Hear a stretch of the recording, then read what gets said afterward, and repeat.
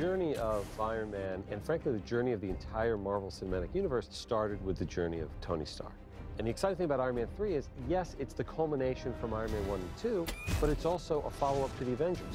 And in a way that liberates it to be more unique than anything that has come before. Mr. Robert Downey Jr. Oh, this is great. Good things tend to happen in threes. What we really have this time, and anyone who's read the script and the excitement of getting ready to do this, is we've kind of earned the right to bring this to another level of complexity. And Shane, through his writing and directing, is making this by far the most ambitious, the most story-oriented, the most character explorative of all of these movies ever. Ladies and gentlemen, please help me in welcoming Shane Black. Robert is the kind of actor that challenges you in a way that's exciting. Hanging around Robert keeps me on my toes. It's just a really challenging and invigorating kind of creative relationship, and I feel it brings out my best. I'm here working for you. The Academy, there's an even camera. Hi! Shot one down. All right, we got that. 22,000 to go.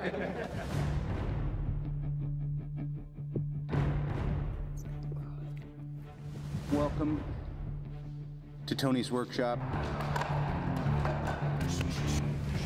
Having been reintroduced to my humility by Sifu Eric Oram, we're going to look at a previs and we're going to start talking shop.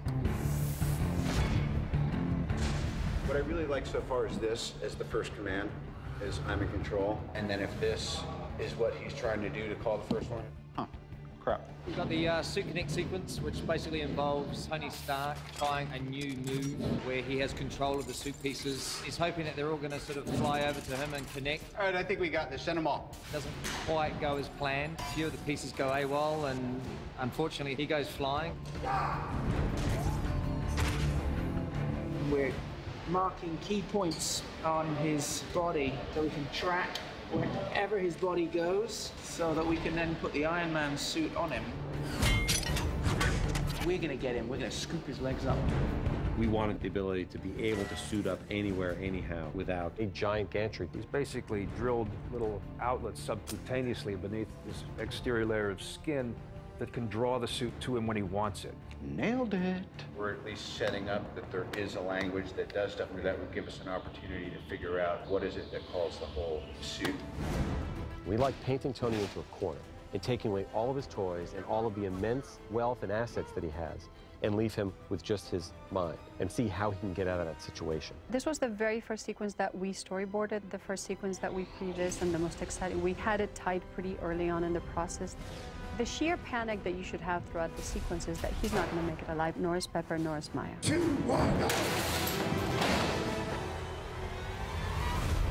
The mansion was designed by the first production designer, Michael Riva, and he did a brilliant job. What we did is we tweaked it and made it a little different and bigger and changed the art, kind of shook it up a little bit so the audience feels like they're seeing a new place, but they're familiar with it. And then we built it on a huge platform on a large stage in Wilmington. It was built on a gimbal. And for those who don't know, a gimbal is basically a platform that can bend and tip and go like this. Well, this one just broke in the middle and just bends. And it's like the Brooklyn Bridge. They built this big steel armature, and they were literally able to just drop the set.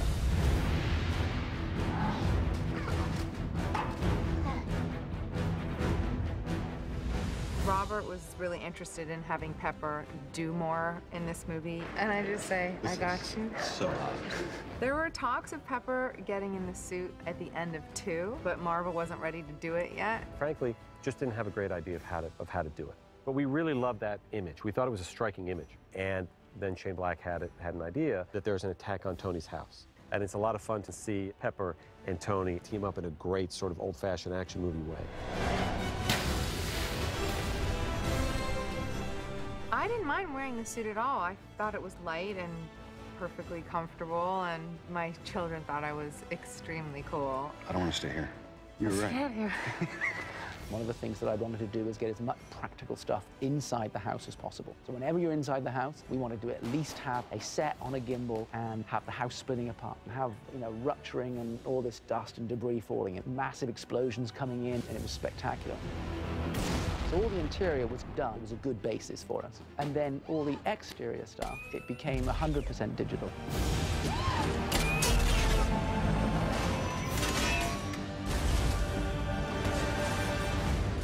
Early on in the development of the movie, we did talk about back to basics for Tony. What if Tony Stark had to be James Bond for a little bit and didn't have his Iron Man suit? So by the end of the first act of Iron Man 3, he finds himself in the middle of the United States of America, completely out of his element. It's brisk. Tonight we're here in Rose Hill, North Carolina, which is the name of the actual town we're shooting, but we've also incorporated it as the name of the town in the script. It's actually doubling as Rose Hill, Tennessee, but it's got this fantastic water tower that we just thought was so great that we just wanted to keep the name. We want it to be photoreal. We want to have a real sense that people live here. You know, Iron Man is probably our most reality-based franchise, and having this town a real place, I think, just underlines that. And action! We came here a year ago, and this was the first place we came, and the entire town, it's hard to believe it, this little town was kind of a failed little town. It had kind of closed up. This whole side of the street, all these businesses have been shut down. It was the right scale for our movie. We wanted a whole town that was like in and out, organic, so you go in and out the doors, you come out here. You don't need to put a back in out here. You would rather build a set in a small storefront. And luckily, this was a church, actually, before it turned into a bar. We got the parishioners to kind of shut down and moved them for 6 months, and we made it into a bar. It's so seamless. It looks like it's always been here. It looks like it's been here for 50 years. He's basically turned the entire town of Rose Hill into a backlot that we can do whatever we want with.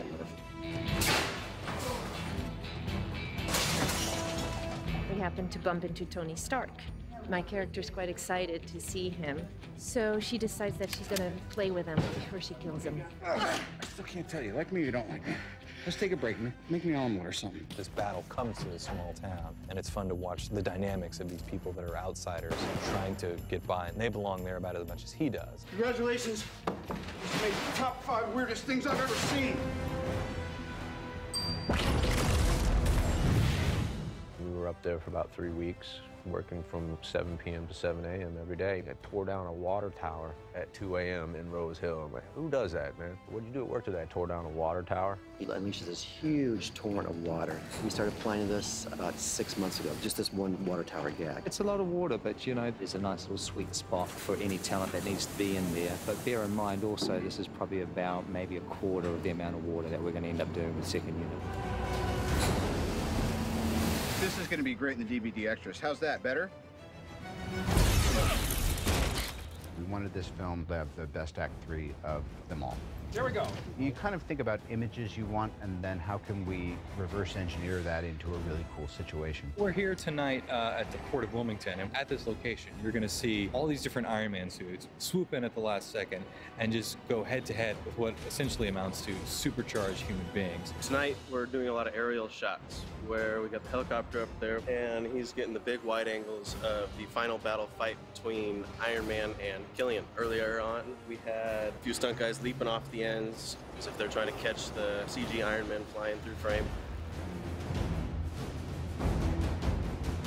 Shooting here is amazing, but it's obviously a logistical challenge. So we come here to sort of establish the whole real location. We've taken apart different pieces of the actual structure. A control room, a moving cab, a piece of a wheel set, so that we can go in there with our actors, shoot all the amazing action that we need to make the sequence work. I've been spending the last couple hours on wires and flying and getting to do stunts and really get my hands dirty, so to speak, and have a lot of visceral fun.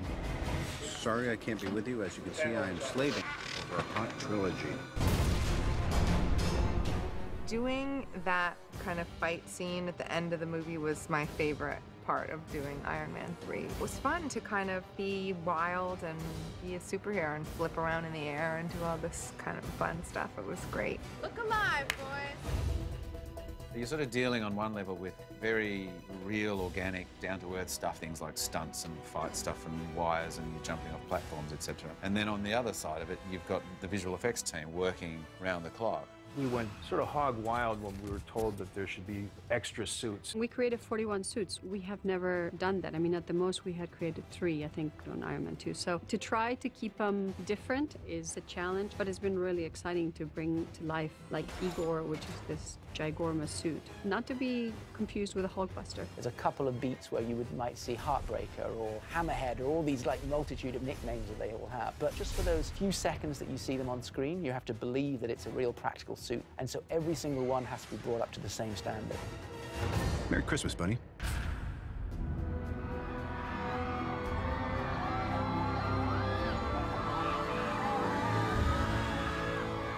It's been amazing. People seem to like what we're doing. To know that the world is watching is an honor, and there's a lot of pressure, so we just want to keep telling good stories. Tony Stark is as popular as Iron Man, and that's what makes this so thrilling to see. And obviously Robert bringing that to life is a big part of that. Iron Man 3 worked, and it's been 2 years of crossing our fingers, and tonight's the payoff.